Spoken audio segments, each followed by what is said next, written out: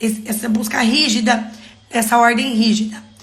E o número 4, prende-se a uma correspondência, pessoa ao lugar. Cada pessoa sempre no lugar determinado. Isso é muito comum de ver, gente. Dando uma dica aqui. Anota a dica. Para estar conversando com esses pais.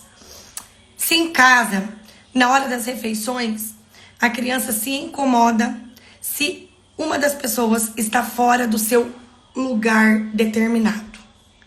Então, o pai senta sempre aqui, a mãe sempre aqui, a criança sempre aqui. Se o pai e a mãe mudam de lugar, como essa criança reage?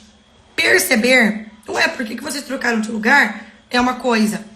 Não aceitar e entrar numa crise por isso é outra coisa. Tá? Então, esse item é muito importante que a gente entenda esse comportamento dessa criança. No item 6, né, no domínio 6, traz falta de contato visual, olhar indefinido.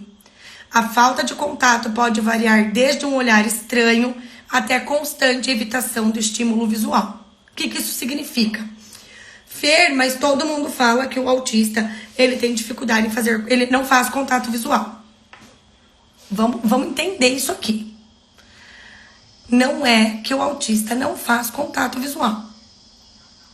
Sempre falo, o autismo é um espectro, tem suas particularidades e não existe receita de bolo. Existem características em comum. O contato visual, eu já atendi paciente que não faz nenhum contato visual. Conversa assim, olhando para qualquer coisa, menos pra gente. Eu já tive paciente que faz o contato visual, mas não mantém.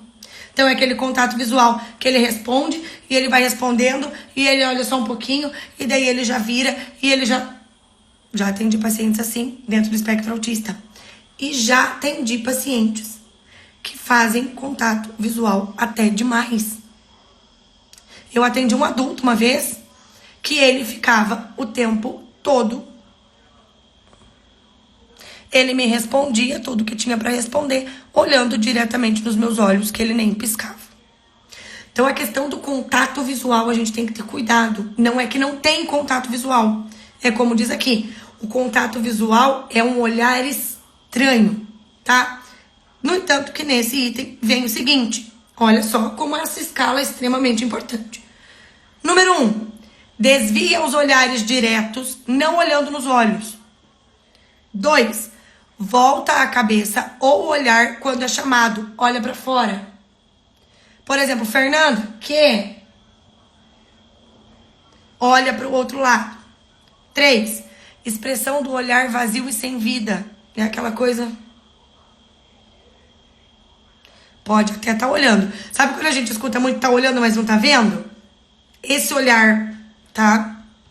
4, quando segue o estímulo com os olhos, faz de uma maneira intermitente. É olha, sai, olha, sai, olha, sai, olha, sai. Não mantém o foco do olhar, tá? 5, fixa os objetos com o olhar periférico, não central. Ao invés de eu olhar o meu brinquedo para ele, eu vou olhar assim para ele. Eu vou manipular o brinquedo de lado, tá? Então, isso também é um olhar diferenciado. E o número 6, dá a sensação de que não olha. No domínio 7, nós temos a mímica inexpressiva. O que significa isso? A inexpressividade mímica revela a carência de comunicação não verbal. Pode apresentar desde uma certa expressividade até uma ausência total de respostas. O demonstrar, isso é prejudicado. No entanto, que nós temos os seguintes critérios, né? Os seguintes subitens aqui. Número 1, se fala, não utiliza expressão facial, gestual ou vocal com a frequência esperada. É aquele ritmo de fala monótona. Não tem entonação de alegria, de tristeza, de raiva. Ele faz piadas que todo mundo ri e ele não. Mas ele tá feliz. Mas essa é a expressividade. Uma outra paciente que eu atendi há pouco tempo, também, né, até tá fazendo terapia com fono agora, para trabalhar essa parte orofacial, né, essa parte de musculatura, porque chegou num momento em que o sorriso é... Oi, eu tô muito feliz. Então a gente tem que cuidar com a questão da expressividade. E isso vem muito aqui. No item 2, diz, não mostra uma reação antecipatória. Não interage ali, não tem essa mímica, eu ia falar sobre isso, ou algo assim. No 3, não expressa através da mímica ou olhar aquilo que quer ou que sente, como eu estava falando. E no 4, a imobilidade facial, que é o que eu estou também, que eu acabei de falar, essa apatia não demonstra, né, emoção, não demonstra reação. A gente não sabe se aquela criança tá feliz, se ela tá alegre, se ela tá triste, se ela tá brava, se ela tá chorando. Não tem como saber. A gente só vê se não está chorando ou se está chorando. São a única reação, tá? No item 8, que nós temos aqui, no domínio 8, nós temos os distúrbios do sono. Quando pequeno, dorme muitas horas. E quando maior, dorme poucas horas. Se comparado ao padrão esperado para a idade. Essa conduta pode ser constante ou não. Número 1. Subitem do distúrbio de sono. Não quer dormir.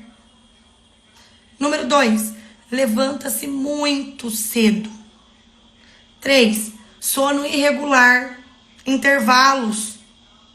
Então, dorme uma hora, acorda. Dorme uma hora, acorda. 4. Troca o dia pela noite. E no 5, dorme poucas horas. Tá? Então, esse o domínio 8. No domínio 9, nós temos a alteração na alimentação. Pode ser quantitativa e qualitativa.